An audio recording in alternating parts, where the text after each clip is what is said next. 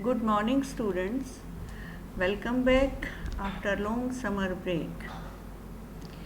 How are you? I think all of you have enjoyed your holidays. Have you studied political science during holidays or not? Yes, good. And some of the students they have submitted their assignments to me and I have checked.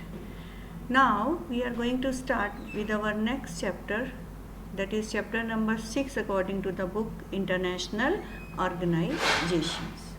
Students, under international organizations we will study about the United Nations, and this is the logo of United Nations. These olive branches of United Nations logo are the symbol of peace, and the map of the world in between, it represents all the people and all the countries of the world. And white and blue are the official colors of United Nations, and its size is the size of its flag is 1.5 the weight of the flag itself. Now, students, the question arises, why do we need international organizations? It has been truly said that international organization or United Nations can't make the world heaven, but it can prevent the world to become hell. It means international organizations are not the answers of all the questions or all the problems, but somehow these international organizations are very helpful. They are working all at international level, and these days our world is facing a lot of challenges. Lot of problems are there which are not the problem of one country or one nation. All these problems are related to international level. For example, global warming, pandemic, terrorism, all these problems are at international level, and all the countries of the world, they have to work together to solve these problems. So international organization, they provide a platform to work together. Again, international organization also help to prevent war and to maintain peace in the world. Whatever controversies are there among the countries, these are also solved by the international organization. Then international organizations are also helpful to interact among the states. They can interact. It is a platform where all the countries of the world they meet and they interact with each other. And these international organizations are also having some rules, and these rules are followed by all the states. State here means the countries. All the countries which are the member of different organizations, they have to follow those rules. Now, here you see how this United Nations and international organization it was founded. This international organization, United Nations, it was founded in 1945, 24th October 1945, after the end of Second World War.